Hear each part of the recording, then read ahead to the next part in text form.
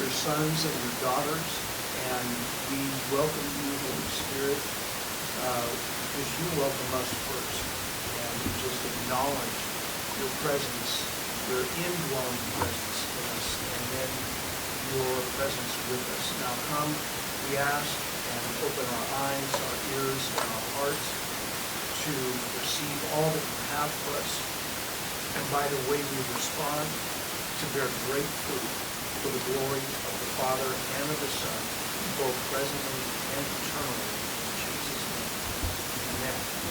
And amen. Good morning, sir. You are so welcome. We say in Kenya and Uganda, you are most welcome. Glad to see you. So I'm going to begin in Psalm 143 on my face. What does that got to do with sonship? Well, this is one way, with the limited amount of time that we have in just 6 weeks, of trying to show you examples in the Old Testament that we can apply to sonship. Now, this may not speak, it won't speak directly to sonship, and yet sonship is everywhere in Psalm 143. So what I'm attempting to do is just to show us, hey, you're reading the Psalms.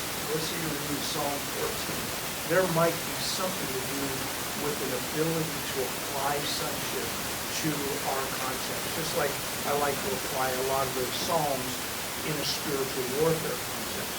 So this came about, I'm just innocently studying Psalm 143 a few days ago, and what really jumped out at me, I hope to really convey to you as well. So this is David, and a little bit of a background. David, according to my calculations, I don't know how accurate it really is, but David experienced about 17 assassination attempts from Saul and his army, and that was over the course of about 15 years.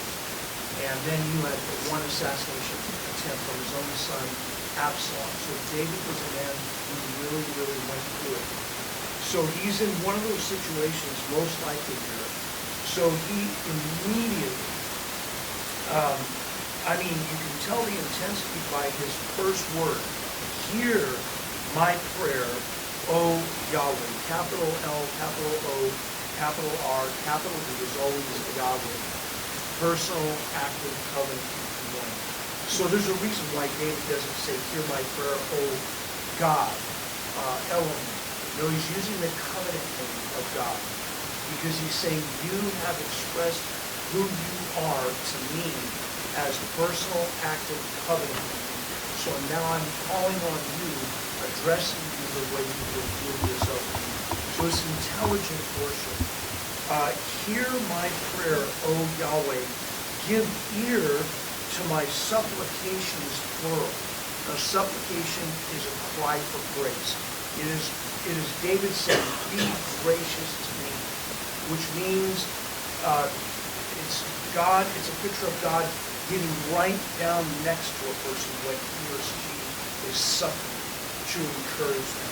It's not just a gracious host. Oh, what a gracious host. No, this is coming in and helping in a tangible way, because God revealed himself as this way in Exodus 34. Now, continuing on, answer me in your faithfulness, in your righteousness.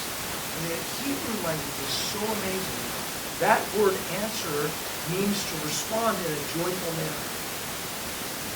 So that tells us how David sees God. To respond in a joyful manner, and it can even mean to sing in response to it. Well, wouldn't that make sense? This is a song. It's a prayer, but it's a song, and it is so David and the congregation is singing to Yahweh. Well, it would make sense that then Yahweh would respond in song as well. So that's the background of this marvelous Hebrew word anah. It means to respond in a joyful manner. So immediately we are being set up. This may be a prayer, it may be a song, but it's theology. What we're learning is how David views God. Answer me in your faithfulness, in your righteousness. That brings him confidence. right? He's saying you're faithful, you never make mistakes, and you're perfectly righteous. So he's depending on God's righteousness, not his own. That's how David was justified by faith. Looking ahead to the cross, that's Romans chapter 4. How is he right with God? By faith. That's it. And this is demonstrated here. Not by keeping the law. David knew that was impossible. And do not enter into judgment with your servant. So something was going on.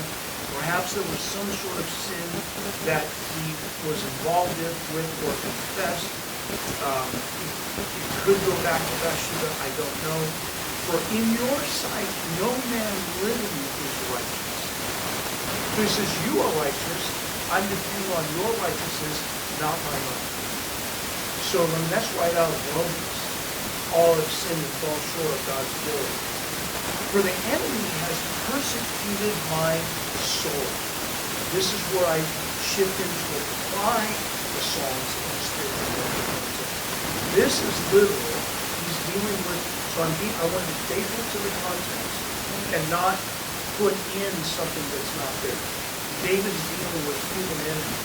But Paul tells us we are dealing with spiritual enemies. That's where I get the justification of applying the Psalms in the spiritual word of God, which the word of God is the sword of the Spirit. That is Ephesians chapter 6. So I am using the word of God against the demonic life. I could be conscious of spiritual warfare right this minute, and if I'm not, then I use it proactively. So I'm on the offensive either way. So does the enemy persecute our soul? You better believe, right? The devil persecutes. He kills, steals, and destroys. He persecutes our soul. Whether we're aware of it, whether we can see it, whether we can taste it, smell it, that is what he is doing all the time through his demonic powers. The enemy has persecuted my soul. He has crushed my life to the ground. And it could be circumstantial, circumstantial. The devil can piggyback through circumstances to pound. Use Daniel chapter 7, beginning 7 or 12, says he wears down the saints. So when he wears us down, then we're vulnerable to spirits that are lying spirits, condemning spirits, oppressive spirits, etc. We know how the devil works. So this is in my mind as I'm praying this. So I'm praying intelligently, I'm praying forcefully, I'm praying with faith and confidence. For the enemy has persecuted my soul, has crushed my life to the ground. He has made me to dwell in dark places like those who have long been dead. Therefore my spirit is overwhelmed within me, and my heart is desolate or appalled within me. We love the Psalms because we've been there. We understand what that is like. That's why the Psalms are so important to us. You know, the doctors are always saying, you need to drink more water. You need to drink more water. Well, we need more of the water of the Word of God, because this is what sustains our soul. This enables us to cry out to God, but it also enables us to pray proactively and to cast our burdens upon Him. Now, verse 5, remember the days of old. I meditate on all your doings. Meditate. Meditate. What does that mean? It means, let's say I'm in a situation right now where I need to trust God. Because if I don't, I'm going to be anxious. I'm going to worry. I'm going to fret. I'm going to be tied up in knots. Right? The Word says, trust in me with all my heart and not lean on my own understanding. But in all my ways, everything I do, to know you that you will make my paths straight. But when I say that out loud, something happens here. My mind is renewed, my faith is being built. So let's say nothing happens. I just say it again. All right. No, Lord, you said trust in you with all my heart. And not, remember, I'm not to figure it out. But in everything I do to know you, you will make my path straight. You will make my path straight. Now, if I have to say that and declare it for 10 minutes, I would do it until faith breaks in, until I'm convinced. I may be struggling to be convinced of that. But biblical meditation means you chew on it and you go over it and over it and over it. And that's the idea of how the Old Testament saints and the New Testament saints moved through adversity. They understood the power of the Word of God to transform. And that's what we do in the Psalms. I muse on the work of your hands. I stretch out my hands to you. Now may I encourage you to practice this when you read the Word of God. I'm telling you, simple things like that will make a difference. There's something about when you lift your hands beyond Sunday morning. Sometimes when I go downstairs to make my coffee in the morning and I'm praying, I would just put my hands up and begin to praise God. Because what I'm doing is I'm commanding myself to praise Him. I'm doing what the Bible says, because when they pray, they most often pray with arms stretched out. But when He says, I stretch out my hands to you, hello, that is my reminder to do that. And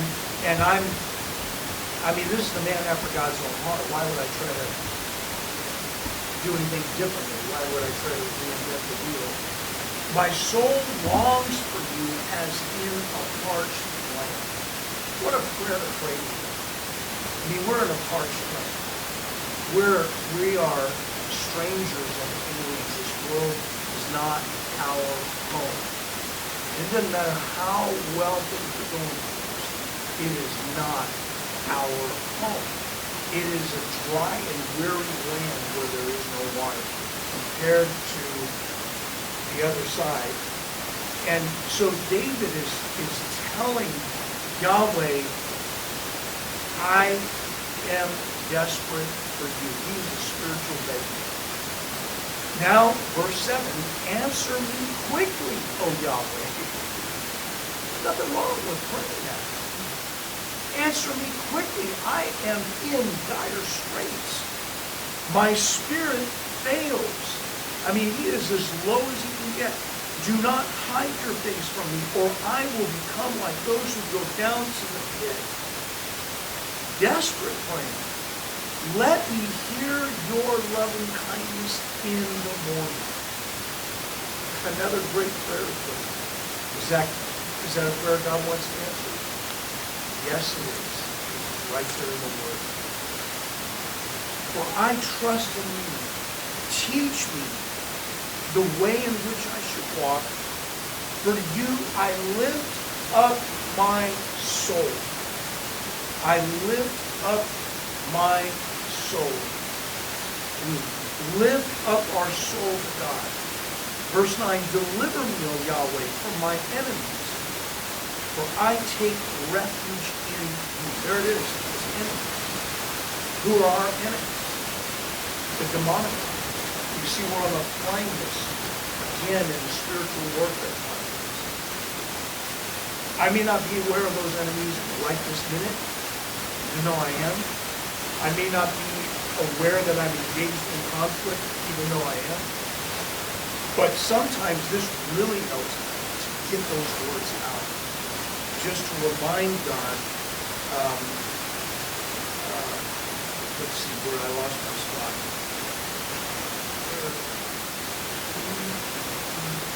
Verse 9, deliver me, O Yahweh, from my enemies, for I take refuge in you. I belong to you. That is where we're getting into sonship. David knows his God, and he knows who he is. We get into sonship applied. Because David is not a son, he is a servant. We're going to see that in just a moment. Deliver me, O Yahweh, personal, active covenant one, from my enemies, for I take refuge in you. What are our enemies? Rulers, powers, world forces of this darkness, spiritual forces of wickedness in the heavenly places, all fourfold power. We're outmanned, outgunned, outmatched, except for God, except for His word, except for prayer, except for praise and worship, except for encouragement in one another. Verse 10, teach me to do your will, for you are my God. See how personal, intensely personal it is. Let your good spirit lead you on level ground. A good name for the Holy Spirit. Your good spirit lead you on level ground. For the sake of your name, O Yahweh, revive me. Because he understands his life gives God glory. He understands how important it is to God as well. That really is another way of insight to sonship. In your righteousness, verse 11, for the sake of your name, O Yahweh, revive me. In your righteousness, again he's focusing on God's righteousness, bring my soul out of trouble. And in your loving kindness, cut off my enemies. You see the intensity. He's repeating himself again. That tells us how dire his situation. But his confidence in God is amazing. And destroy all those who afflict my soul. I take pleasure in praying that prayer against the demonic. And sometimes I pray, let there be hell to pay in hell. That's how I pray. Strike terror into their hearts. Let them know that they stepped over the bounds and go after them. Bring retribution. That's how I pray. Because I get that in the Psalms. And listen, they're coming after me with that same forcefulness, with that same vengeance. And it's not a fair fight. They are snipers. I can't see them. They can see me. So why should I not go to the mighty warrior himself and just ask him to cause the demons to go, oh my gosh, we stepped over the line. We're in trouble. Why not? Because that's who he is. What I believe that brings honor and glory to my Heavenly Father, that he sees his son play that kind of play. Because I understand they are out to kill me. They are out to destroy me. And they're relentless. So what do? I use the word of God. Take up the sword of the Spirit, which is the word of God, Ephesians 6:10-18. And those pieces of the armor, Paul is quoting from the Old Testament. And the word of God is the entire word of God. So that tells me I can apply the word of God just about anywhere in the Old Testament. Particularly in the Psalms, but also especially in Isaiah. So destroy all those who afflict my soul, for I am your servant. In other words, he wants God to say, that's my servant. Listen to him cry, I'm going to restore. Now, in the Old Testament, the greatest name of all for a follower of Yahweh was the servant. The servant of the Lord. Moses, not Moses my leader, but Moses my servant. Daniel my servant. David my servant. Rebecca my servant. Sarah my servant. To be a servant of Yahweh was the highest. Now we go higher. Because we are sons of God. Because the new covenant is superior to the old covenant. I'm not saying the New Testament is superior to the Old Testament. They are one and the same. It's one Bible. But the Old Covenant gives way to the New Covenant. The New Covenant is superior because of Jesus. It's superior because The Holy Spirit was not poured out in the Old Testament, in the Old Covenant. The believers did not have the indwelling. He was with them, but never in them, except maybe the prophets who wrote scripture. But they were all looking forward. Could the day come while I'm alive that the Spirit will come and dwell in me? That's what they all look forward to. Jeremiah prophesied it. Ezekiel prophesied it. Joel prophesied it. That's why the day of Pentecost is such a big deal. Because now the Holy Spirit dwells in us. And only then can we then become sons. Through Jesus. So Jesus gives us the status of sonship through his crucifixion and resurrection. Remember, he is God the Son from all eternity. And then the Holy Spirit gives us the joyful experience of sonship. I think it's really important, to do the little things and to do them consistently. You might think it's funny. I read Aesop's fable of the tortoise and the hare. I don't know if you remember that. The tortoise, all cocky, and he's laughing at the hare is, and he's laughing at the tortoise, and then the tortoise said, I challenge you to a race. And of course, he just thinks, this tortoise really doesn't have a lot of fear. But okay, let's do that. So he's out way ahead. And he says, I'm great. This tortoise will never catch up. I'm just going to lay down and take a nap. So he does, and the tortoise just slow and steady wins the race. Right? And the race is not to the swift, etc. That's right out of Ecclesiastes. So it's the Christian life lived faithfully day by day. Yes, we love the great times of the Lord's visiting. Whether it's in the Word, whether it's on a Sunday morning, whether you're worshiping in the car, there's so many ways that we can visit us. And I love those times. But I also have to know how to live by faith. Whether I feel his presence, sense his presence, aware of his presence or not, I have to learn to be like that tortoise, slow and steady wins the race. And then before you know it, you're down the road and you look back and look at the Lord. If you compared yourself to what you were like 10 years ago, you would see I am not the same. I see the spiritual wealth accumulating year by day, month by month, year by year. I'm not the same as I used to be, and I don't want to be the same as I move forward. But I am your servant. That's what David said in prayer and in song. I am your servant. So I like to say, Father, thank you that I'm your son. And then I'm in Jesus. And you, Lord Jesus, made real by you, Lord Jesus. So I'm not asking for anything. And I think most prayers should be that way. God is making provision for us as we're supposed to ask. Whatever little things or medium-sized things are great. But I think most of our praying ought to be adoration and just praise and magnify God. How would you like it if we were related? Sissy, if every time I saw you, I was asking you to do something, or asking you to do something.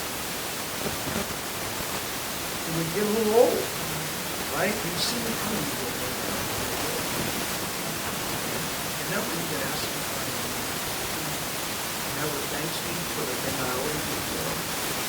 He never shows any interest in home enforcement, that I'm a teacher. He doesn't care, really. He cares about him. He's just using me. I wonder how, you see where I'm going with this? Doesn't he deserve my praise and my adoration? I mean, that is just a prayer of gratitude. I am your son. David said, I am your servant. I live in a better covenant. I am your son. Through you, Lord Jesus, I'm giving Jesus praise and adoration for going to the cross for the joy set before him. Because he knew that through that crucifixion, I would become born again, and much, much, much more. Because he's bringing many sons to glory. And then through you, Holy Spirit, I'm addressing the Holy Spirit because I need that rich, joyful experience of sonship. Because I know this much. Right? Maybe this much is a lot, but I'm saying that because I want the Holy eye has not seen, nor has ear heard, nor has it even entered the heart of man. All that God has prepared for those who love him. And these are given through the Holy Spirit. So I'm recognizing, Holy Spirit, you know what you're doing. And you know how to open my eyes, open my heart, open my ears to walk in this indescribable gift of sonship. If I can look at the way David talks about it, that's sonship all the way through, even though he could never call himself a son. He was son corporately, but not individually. That's shocking. But yet he prays like a son, does he not? And that challenges me. That is an open door for me to take that sonship seriously. And when I see, I am your servant, I want to say that. I am your servant. But I'm primarily your son. There's a big difference between servant mentality and sonship mentality. And that's the goal, that's the adventure, that's the status. And if a new believer can get hold of sonship now, that new believer, that person being discipled, that I'm looking at Keith because he oversees our discipleship,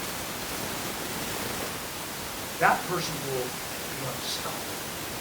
That's how important sonship is, because it brings security and confidence. And David was confident in God. And that's where our Father wants us to be. Kyle.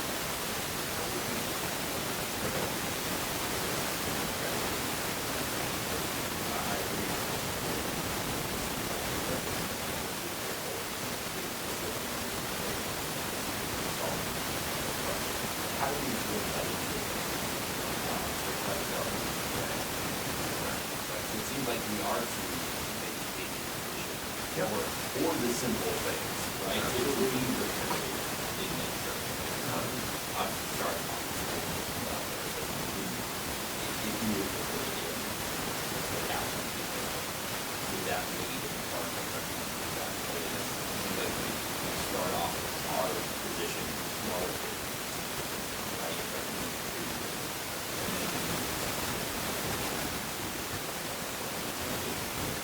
Yeah, I mean, that the Lord's, I like to call it the Lord's pattern of prayer, because it really is a pattern. And he sets it for us brilliantly, of course, because it's Jesus. Our focus first is on the Father. Hallowed be your name. It doesn't mean literally, okay, I said hallowed be your name, now I move on. No, the idea is much like what we see in the Psalms or the great prayers in the Bible. Just to focus on him. Hallowed be your name could be, thank you for giving me sonship through Jesus, experienced by the Holy Spirit. Hallowed be your name for, the list could go on. The pattern is, we could, like I always like to picture, when we used to go to Yosemite all the time, and there's those pullouts, those vista points. And what's the reason for a vista point? Get out of the car and you take the Yosemite. But then you have to move on. Oh, but then there's another vista point. So the Lord's pattern of prayer is like a vista point. I stop, I look at the valley. Oh my gosh, there's Half Dome, there's El Capitan. Look at the meadows. Look at all this. But we got to get down to the valley, right? So we got to get back in the car. But here comes another vista